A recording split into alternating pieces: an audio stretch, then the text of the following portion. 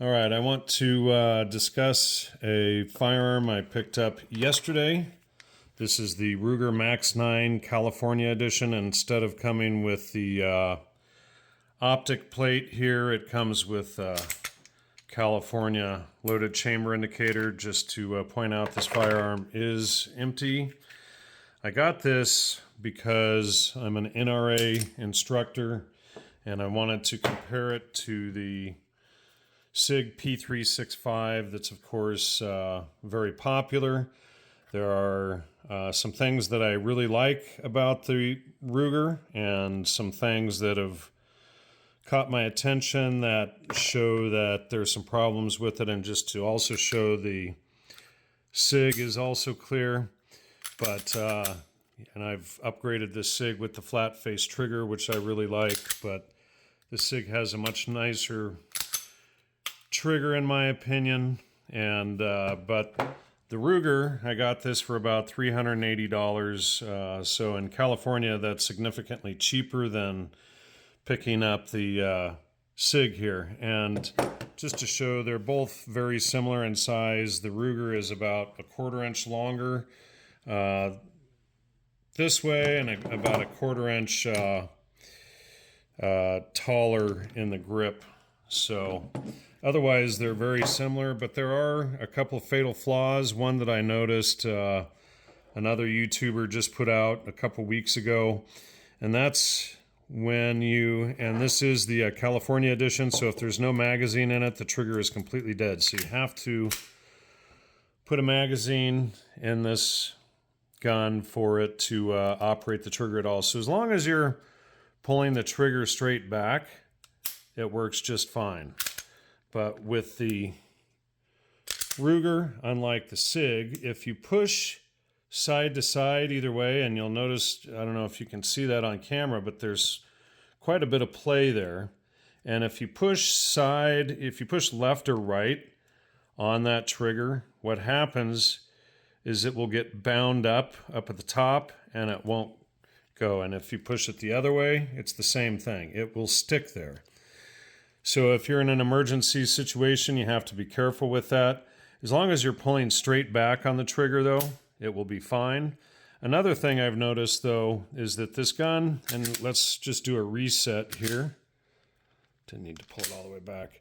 So a lot of times this gun will sit slightly out of battery, and I've got the trigger held back before it resets, and we can see that it's slightly out of battery. The second I move the trigger forward even a hair, it will go into battery. We can see that happen, and here it does it again. So, and it'll do that every time.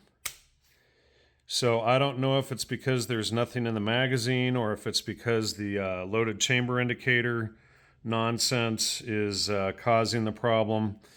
But I thought I should point that out. Another thing I've seen this do, so right here it's slightly out of battery. We can see it at the front here too, and I can snap it back in, but that's nothing without the trigger being held back, and push forward and it snaps back in.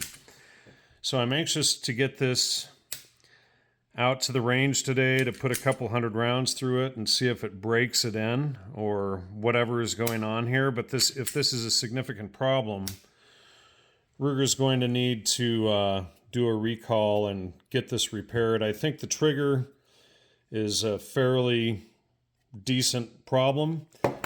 On the Sig P365, there is really no side-to-side play.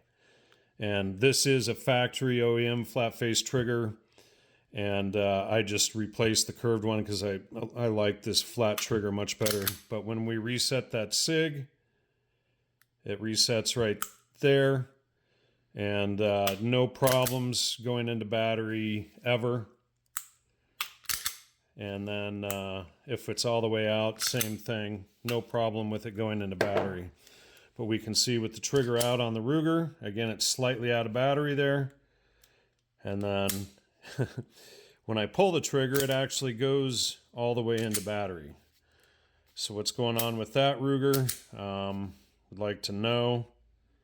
And that's with the trigger squeeze. So I come off again, just slightly, it goes back in, reset is about a 1/4 inch out.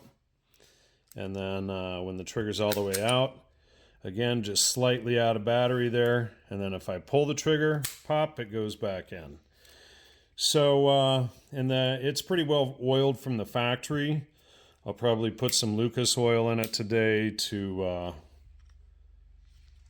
see if that helps solve the problem. But this kind of worries me with this side-to-side trigger play, and Ruger really needs to get this under control ASAP. This is one of the first California editions to enter the state. It just got on the roster a month ago, and I found it in a local store a couple weeks ago and grabbed it. They had managed to get 2 in right away, but not a whole lot of these in the state yet, so I thought I would bring this issue to the attention of potential buyers and Ruger themselves. But right there you can see it's still out of battery. I can push it in, but there it is again. So that needs to be fixed anyway, and maybe I'll post some range time with it and compare these two side by side, see what I think. But we can see that they're very similar in size, but the Ruger is about a 1/4 inch longer, 1/4 inch higher, but that's about it. These are the first shots with the Ruger MAX-9 that we were discussing in the clip earlier. I do like the serrations on this thing. The rails on it are longer than the P365 as well. But right now we're going to find out if it shoots okay. So here we go. And first shot. And it worked.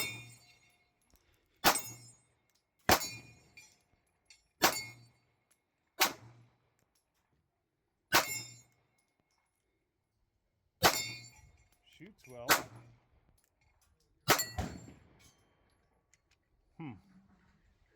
So no malfunctions there. Definitely have to make sure you're pulling the trigger straight back. So try some more. All right, and just some follow-up shots with the Sig P365 for comparison. Got to rack it too? Jeez. Big old flinch.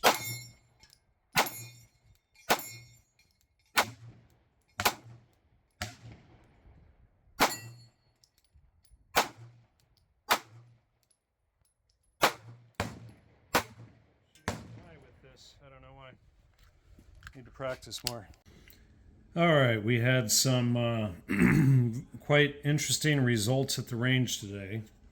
I had mentioned how the Ruger's rails were a little bit longer. We can see that there. This is the Ruger. This is the Sig P365. Interestingly, both of us felt that the Ruger was softer shooting and easier to keep on target, although shooting it out at some distance, the Sig was more accurate. I think the Ruger sights were a little bit off. We put about 250 rounds through the Ruger and about another 90 to 100 through the Sig. I've had this Sig for about 6 years, and I've carried it daily for quite a long time, but we both came to the conclusion that the Ruger was the better shooting gun. And so that was quite a surprise. It was a little bit softer shooting. The Sig, and let me just reassemble this. The Sig had about, out of the 100, 90 or 100 rounds through it. The Sig had 2 failures to eject out of the whole thing, while the Ruger, out of 250 or so rounds, had 0. Now, just to give the Sig the benefit of the doubt, about 2 weeks ago I did put 150 or 200 rounds through it without any problems whatsoever, and it was Herder's ammunition, 115 grain ball ammunition. Today we were using factory reloads, which essentially looked like brand new reloads, but the Ruger ate them without any problem whatsoever, while the Sig had 2 failures to eject, and in fact also had 2 failures to lock back, while the Ruger locked back without failures. So that was quite the surprise for us. I don't have this pin in here, that's why it's not together. The Ruger is quite easy to reassemble. You just drop this pin in there, which is, I don't know why they decided to do it this way with this piece you can lose out in the field, but that just goes in there like that, and then you snap the little gate up and it's good to go. But anyway, that's for the range review. Quite a surprise. The Ruger Wiggly trigger here did cause a problem a couple of times when I wasn't pulling straight back on it, and I immediately noticed it and corrected myself, whereas the Sig has no such problems. But anyway, quite the surprise for today that the Ruger MAX-9 we felt was a better shooting gun. Absolutely zero malfunctions, even with this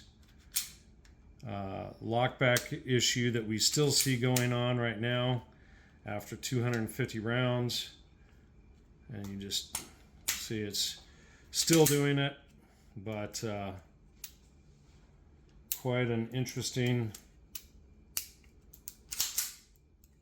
I gotta put the magazine in here for the trigger to work. Let's see if that other problem still exists.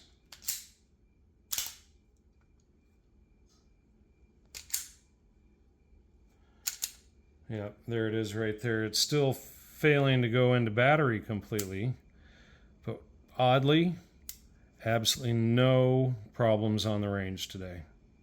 So, thumbs up.